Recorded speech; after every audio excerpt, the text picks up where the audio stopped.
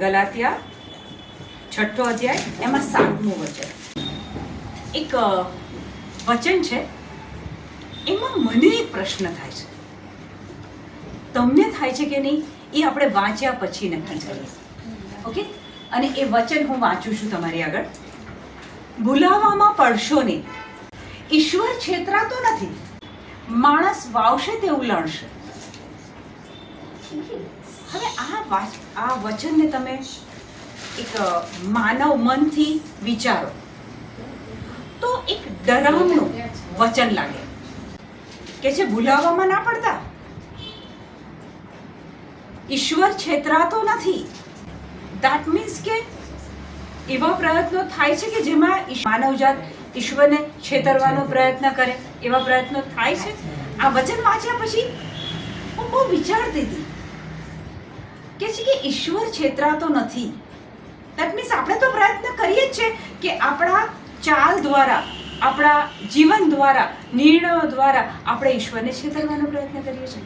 અને એ જ વચનમાં કહે છે માણસ જેવું વાવશે તેવું લણશે. એનો મતલબ એવો થયો કે આપણે માનવજાત એવું કહીએ છીએ ને,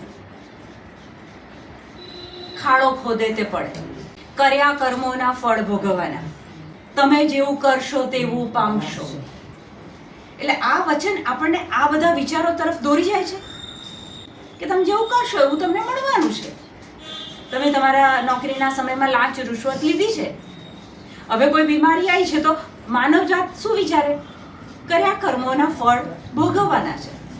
આવું થાય આપણને આ વચન વાંચ્યા પછી, આવા વિચારો આવે તો આ શું છે તમને સમજાય છે? ભૂલાવામાં પડશો નહીં, ઈશ્વર છેતરાતો નથી. દાખલા તરીકે કોઈ એક વ્યક્તિને જીવલેણ રોગ થાય છે તો આ વચન અનુસાર આપણને શું લાગે? માણસ જેવું આવશે તેવું લણશે. એટલે એક માનવ મનથી વિચારીએ તો કે આ એવું કંઈક થયું છે કે જેના કારણે રોગ આવે છે. થાય કે નહીં? ડાયાબિટીસ, બીપી, કોલેસ્ટ્રોલ, હાર્ટની બીમારી. કારણ કે વચન કહે છે જેવું વાવશો તેવું લણશો. એટલે દેટ મીન્સ પ્રભુ આ બધું કરે છે, રોગ આપે છે, બીમારી આપે છે, ડાયાબિટીસ આપે છે, એટેક આપે છે. તો પછી આ વચનને આપણે કઈ રીતના સમજીએ? જો દુનિયાવી રીતે જોઈએ તો મારા ખેતરમાં માનો કે મારે પાક લેવો છે તો હું નક્કી કરીશ કે મારે ઘઉં ઉગાડવા છે, ચોખા ઉગાડવા છે, બાજરી ઉગાડવી છે, તો એ પ્રકારનું બિયારણ હું બજારમાંથી ખરીદી લઈશ. અને મારે જે પાક જોઈતો હશે, ચોખા જોઈતા હશે, તો હું મારા ખેતરમાં ચોખા વાવીશ. અને પ્રભુ તો કહે છે જેવું વાવશો તેવું લણશો. પ્રભુ આપણને આ રીતે આપણા ભૂતકાળના પાપો, ભૂતકાળમાં કરેલી ભૂલો એનું પરિણામ આપે છે. તો આ છે શું? મને એ સમજવું છે. પ્રભુ વચન વાવો તો તમને એના ફળ મળશે. ઓકે, પાક તો કેવી રીતના ઉગે છે તમને ખબર છે? માર્ક 4:26 કાઢો ને. તો વાવશો તેવું લણશો, વચન એવું કહે છે, બરાબર? તો માર્ક 4:26 કહે છે વળી તેમણે કહ્યું, એટલે કે ઈસુએ કહ્યું, ઈશ્વરનું રાજ્ય તો આવું છે, કોઈ માણસ બી વાવે છે, પછી તો તે રોજ રોજ રાત્રે ઊંઘે છે અને દિવસે જાગે છે, દરમિયાન બી ઉગી નીકળી મોટું થતું જાય છે. એટલે કે આ બી વાવીએ તો એનો નિયમ કે છે કે તમે ખેતરમાં ચોખા વાવી દીધા, ઘઉં વાવી દીધા, પછી તો માણસ દિવસે જાગે છે, રાત્રે ઊંઘે છે, એના કામો કરે છે, પણ એ સમય દરમિયાન પેલું બી જમીનમાંથી ઉગી નીકળે છે. એટલે જે બી વાયુ છે એ ઉગી નીકળે છે. અને એમાં આગળ કહે છે કે આ શી રીતે બને છે એની એને ખબર નથી પડતી. ખેડૂતને ખબર નથી પડતી કે મેં તો 15 દિવસ પહેલા મારા ખેતરમાં બાજરી વાવી હતી, હવે જમીનની નીચે શું થયું એ ખેડૂતને નથી ખબર પડતું. પણ થોડા દિવસ પછી જ્યારે એ ફણગો ફૂટે છે, એના પર કણસલું બેસે છે. થોડા વખત પછી એ કણસલામાં બાજરીના દાણા આવે છે અને 4 મહિનામાં કે 2 મહિનામાં એક મબલક પાક તૈયાર થાય છે.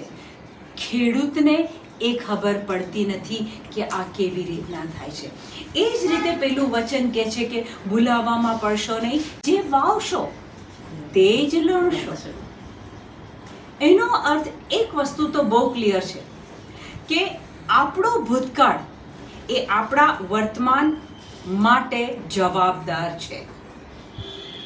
મેં ભૂતકાળમાં જે કાંઈ કર્યું છે એ અત્યારે વર્તમાનમાં હું પાક લઈ રહી છું.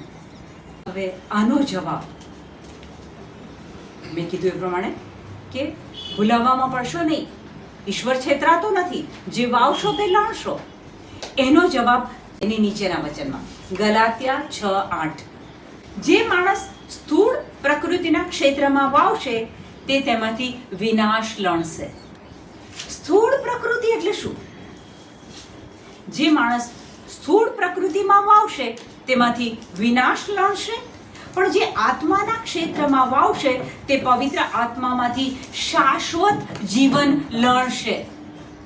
એટલે 2 ક્ષેત્ર બતાવ્યા છે, સ્થૂળ ક્ષેત્ર અને બીજું કે છે આત્માનું ક્ષેત્ર. સ્થૂળ ક્ષેત્ર એટલે 5 ઇન્દ્રિયોથી જીવતો માણસ, જેને દુનિયાવી આનંદ, શારીરિક સંતોષ, પૈસાનું સુખ, આ બધી બાબતોમાં 5 ઇન્દ્રિયોમાંથી મળતા સુખમાં જેણે વધારે વાવેતર કર્યું છે. આખી જિંદગી પુષ્કળ મહેનત કરી, મને ક્યાંથી ફાયદો થાય છે, મને ક્યાંથી પૈસો મળે છે, મને ક્યાં માન મળે છે, મને ક્યાં મોભો મળે છે, મારી ક્યાં શારીરિક સુંદરતા દેખાય છે, એ બધામાં એણે જીવનને વાવ્યું છે. પછી પાક અહીંયા કે છે કે સ્થૂળ પ્રકૃતિમાં 5 ઇન્દ્રિયોના ક્ષેત્રમાં જેણે વાવ્યું છે કે છે કે તેમાંથી વિનાશ લણે છે.